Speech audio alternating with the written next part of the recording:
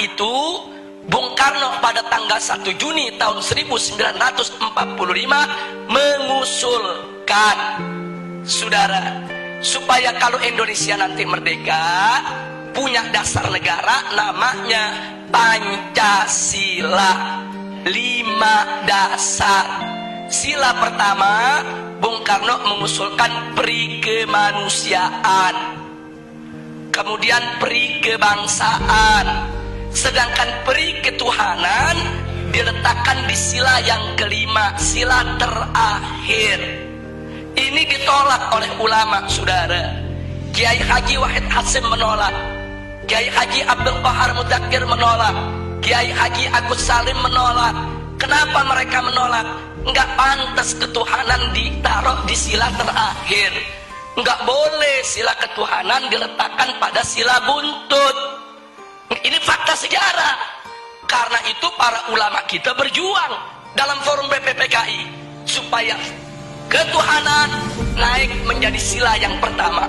Lalu setelah terjadi perdebatan sengit, pada tanggal 22 Juni 1945 disepakati oleh NU, Muhammadiyah, Sarekat Islam, oleh Bung Karno, Bung Hatta, Bung Yamin, semua sepakat. Apa yang mereka sepakati, saudara? Bahwa Pancasila, satu, ketuhanan dengan kewajiban menjalankan syariat Islam bagi pemeluk-pemeluknya. Dua, kemanusiaan yang adil dan beradab. Tiga, persatuan Indonesia. Empat, kerakyatan yang dipimpin oleh hikmat kebijaksanaan dalam permusyawaratan perwakilan. Lima, keadilan sosial bagi seluruh rakyat Indonesia. Ini sepakat. Bung Karno ikut tanda tangan, saudara. Jadi artinya mereka sepakat. Ini kan 22 Juni belum merdeka nih kita. 22 Juni 1945 ini sebelum merdeka. Jadi semua sepakat kalau nanti kita merdeka, inilah dasar negara kita.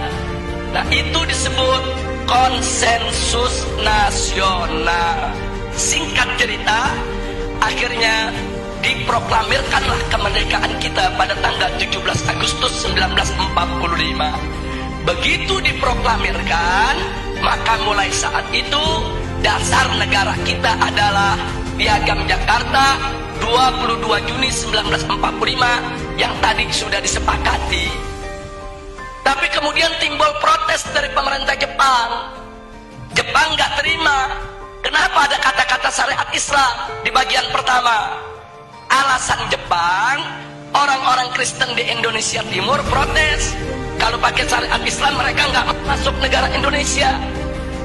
Saudara, akhirnya Bung Karno dan Bung Hatta ditekan supaya menghapuskan kata syariat tersebut. Tanggal 17 setelah proklamir kemerdekaan.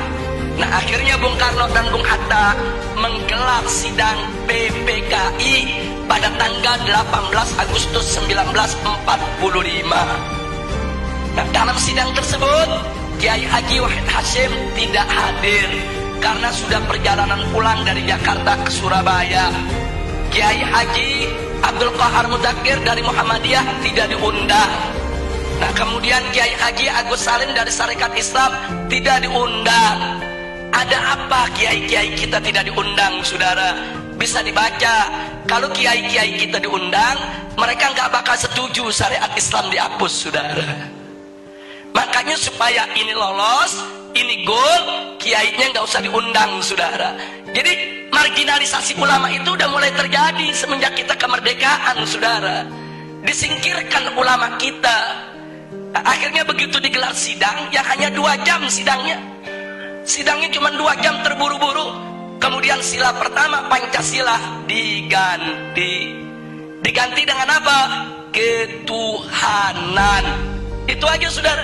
Sedangkan kalimat dengan kewajiban menjalankan syariat Islam bagi pengikutnya itu dicoret, saudara. Nah, akhirnya ada beberapa tokoh Islam yang hadir seperti Ki Bagus, saudara, dari Muhammadiyah menolak karena beliau tahu ini ulama NU, ulama Muhammadiyah, ulama Sarekat Islam gak bakal terima ini diganti. Terjadi perdebatan. Nah, akhirnya dapat solusi.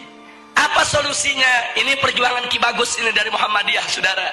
Solusinya ya sudahlah, syariat dihapus nggak apa-apa, tapi tolong diganti dengan Yang Maha Esa. Dan Bung Karno setuju, saudara. Jadilah sila pertama ketuhanan Yang Maha Esa. Nah, kalau saya melihat sejarah ini, saya bersyukur kepada Allah. Loh, kenapa? Wa yamkuruna wa yamkurullah wallahu khairul makirin. Mereka berbuat makar menghapus syariat, Allah balas makar mereka. Syariat hilang, tauhid yang datang, saudara. Itu kan syariat diganti sama tauhid itu. Syariatnya dihapus, yang masuk apa? Tauhid. Kita nggak rugi, saudara. Itu pertolongan Allah, saudara. Padahal ulama dipinggirin, ulama mau dikhianati, saudara. Tapi Allah jaga.